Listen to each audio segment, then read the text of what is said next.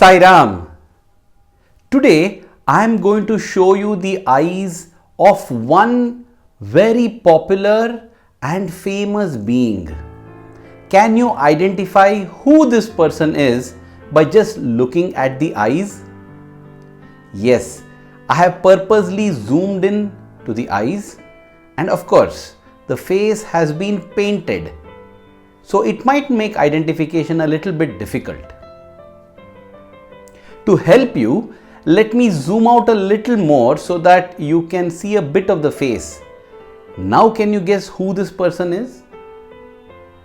Regular viewers of the channel might be tempted to say that it is Swamy, because on this channel it is only Swamy, Swamy and Swamy, correct? Yes, Swamy is in some way linked to this. Well, not in some way, in many ways linked to this, but this is not Swamy. You know who this being is? Here, have a look at his completely zoomed out picture. It is Krishna. It is actually a statue. What struck me so much about this statue, this idol, was the life in the eyes.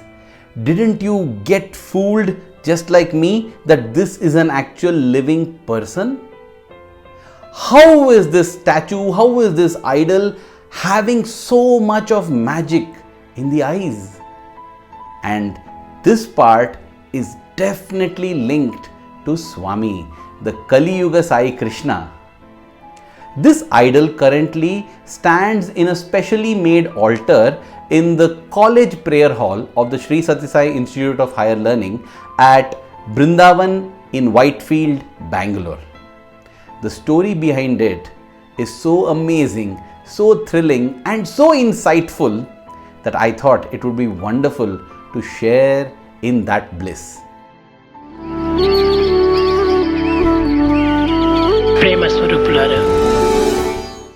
Bhagwan Sri Sathya Sai Baba and Bhagwan Sri Krishna are very closely and intimately connected and related. In fact, they differ only in the rupa, that is the form, and the nama, which is the name. Otherwise, it is the same complete comprehensive divinity, the Paripurna Avatar that pervaded those bodies in different periods of time. One in the Dwapara Yuga, one in the Kali Yuga. So that is understood. However, Swamy seems to have a special place in his heart for Krishna and Krishna idols. Let us take Puttaparthi for instance. There is that beautiful statue of Gopala, the cowherd boy Krishna, atop the Vidyagiri hill, standing in front of the cow, which Swamy had got built. Then there is the little Krishna dancing on the snake, and he adorns the primary school building. Inside the ashram, there are many Krishnas all around. In fact, in the bhajan hall itself, there are two Krishnas. Krishna giving the Bhagavad Gita to Arjuna. Then there is a golden Krishna statue with the cow and the calf. And outside, on the eastern face of the mandir, there is another Krishna playing his flute. So Krishnas abound. But then, when we come to Swamy's ashram in Bangalore, Brindavan, Whitefield, oh, so many Krishnas. In the Sai Ramesh Krishna Hall, there is a beautiful brass Krishna standing 7 to 8 feet tall. And then there is a Krishna inside Swamy's residence compound, Trai Brindavan, that Krishna with fountains all around. There is also a Krishna inside the boys' hostel at Brindavan. But the oldest among all these Krishnas, the most special one possibly, is the Krishna that stood right behind Swamy when he gave darshan during the erstwhile Sai Ram shed days. The Sai Ram shed was a kind of canopy around a gigantic tree where a semicircle would be allotted to the gents, the other semicircle to the ladies, and Swamy would give darshan under the tree. This was the beautiful Brindavan darshan. In fact, that was where I too had my first darshan in 1989. Now, right behind Swamy's chair was a beautiful marble idol of Lord Shri Krishna. The amazing thing is, this was a statue that Swamy himself installed on the 7th of June 1973. How am I so precise about it? Because my father had the pleasure and privilege of photographing this entire event.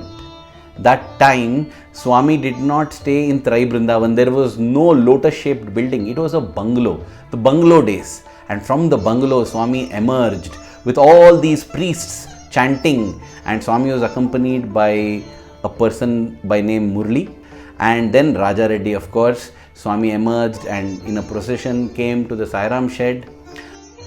In the Sairam shed, before installing this idol, Swamy materialized a small plate, a metallic plate on which there were mystical markings. Swamy applied kumkum and chandan and vibhuti to it, and then put it in the ground beneath where Krishna idol would be installed. It was Swamy who guided every little aspect of this installation, as the students, Raja Reddy and even Swamy Karunyananda moved the idol into the perfect position. Swamy positioned the flute for Krishna, and he would position the Lord, get down from the steps, watch how it looks from far, from different distances, and the installation wasn't complete till Swamy was fully satisfied.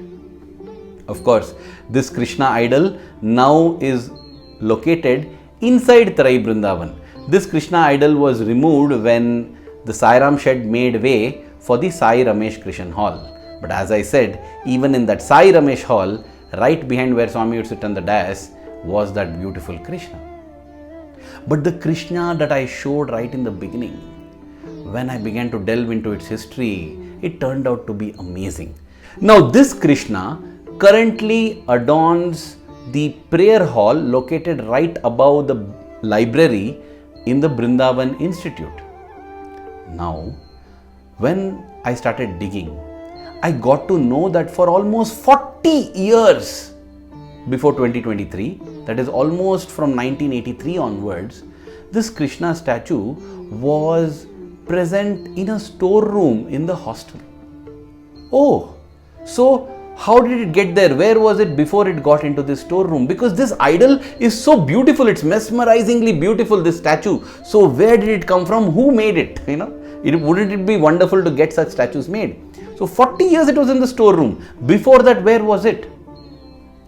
I got to know that before that, it was located in the botany department of the institute. Imagine, in the botany department, a lecturer back then in the Brindavan campus by name Lakshmi Narasimham sir. Later on, he went on to become the registrar of the Sathya Sai Institute of Higher Learning. So Lakshmi Narasimham sir would daily worship this Krishna idol, which was in the botany department, and that is where it was. So before that, 1978, 1977 and 1978, for 2 years, this Krishna statue was again in the same prayer hall above the library. Back then, this space was not a prayer hall. It was called the Pragyan Pragathi exhibition. Multiple exhibits had been placed there, and any of the VIPs and other devotees who would come, they would get a guided tour of these artifacts that were located above the library by a set of students.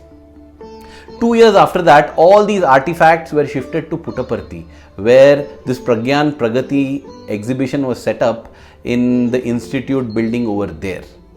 However, at that time, Swamy had said that this Krishna statue, this idol, should not come to Puttaparthi because it is made of plaster of Paris and it might get damaged during the transportation. And that's why all the accompanying artifacts had gone to Puttaparthi, whereas Krishna statue remained here. And that is why it was taken by Lakshmi Narasimhan sir to the botany lab, where he would worship it on a daily basis. After Lakshmi Narasimhan sir left the Brindavan campus, this statue went into storeroom. So now, where did it come from to this Pragyan Pragathi exhibition? Digging deeper, dear brothers and sisters, I discovered that this Krishna statue actually adorned the main altar in Prashanti Nilayam. Here, have a look at it. It was present in the center for many years. it was replaced later by the idol of Shirdi Baba that we see today. But then, till then it was there. In fact, what my research revealed is that on several occasions, during the special occasions, Swamy himself would drape this Krishna idol with the dhoti. And Dr. Lakshmi Narasimhan sir has witnessed this with his own eyes. No wonder he would take this statue later on and offer worship to it. Wow! So that is the speciality of this statue. But where was it before that? That is when I got to know that right from the inception of the Puttaparthi Prashantinilaya Mandir, this Krishna statue has been there in the altar. A devotee by the name Nagaratnam Mudaliyar, he lovingly offered this Krishna statue as a gift to Swamy, and it has been with Swamy in the Prashantinilaya Mandir. And yes, we have traced the history to today where it stands above the library in the prayer hall for the students in Brindavan. Now here's a stunning fact, something that touched my heart and made me feel a thrill. You know why the eyes of this Krishna are so beautiful, so lifelike, that you feel that Krishna is watching? That's because it has been painted by the same painter who painted your eyes and my eyes. Yes, dear brothers and sisters, this is a Krishna statue that Swamy himself painted. I don't know the year, which year it happened. But of course, being plaster of Paris, the paint might have worn out, it might have gotten bad. And then Swamy himself chose to paint it, and it is his infinite blessings and grace that, thanks to the statue being in the storeroom, this whole painting has got preserved like that. And that is why the magic is there in the eye. When the Lord paints it, will it not be real? Will it not be divine? And that brings me to the inspired insight, dear brothers and sisters, which I would like to share with you. They say that beauty lies in the eyes of the beholder. But when I looked at this statue, when I look at this photograph of the statue also, I realize that beauty lies in the eyes of the beholden. In the eyes of the beholden, because they have been created by Swamy. Anything that has been created by the divine is always beautiful. Now in this case, when I saw this beauty and began the research went on for a lot of time with a lot of effort, and ultimately the source of this beauty turned out to be divinity, Swamy as the source of beauty. And this inspired the thought in me that whenever we see anything beautiful in our life, anything that we feel so beautiful in our life, the feelings of love, the feelings of peace, compassion, truth, righteousness, when we see a beautiful baby, when we see the beautiful flower, the lovely sky, if we research deep enough, if we put in efforts and time, we will realize that this beauty exists because it has come from divinity. Chand aur suraj tumne banai, nadiya sagar tumne banai. You made everything because Swamy, you are an epitome of beauty. You are the creator of beauty. You are the Satyam, Shivam and Sundaram. With this beautiful thought in our heart and our minds, I would like to offer this at the lotus feet of Swamy and pray to him that may we see his presence in everything and everyone that we come across. May we feel our love for him in our hearts keep growing. Then everything in life will appear beautiful, will become beautiful. Thank you. Jai Sai Ram.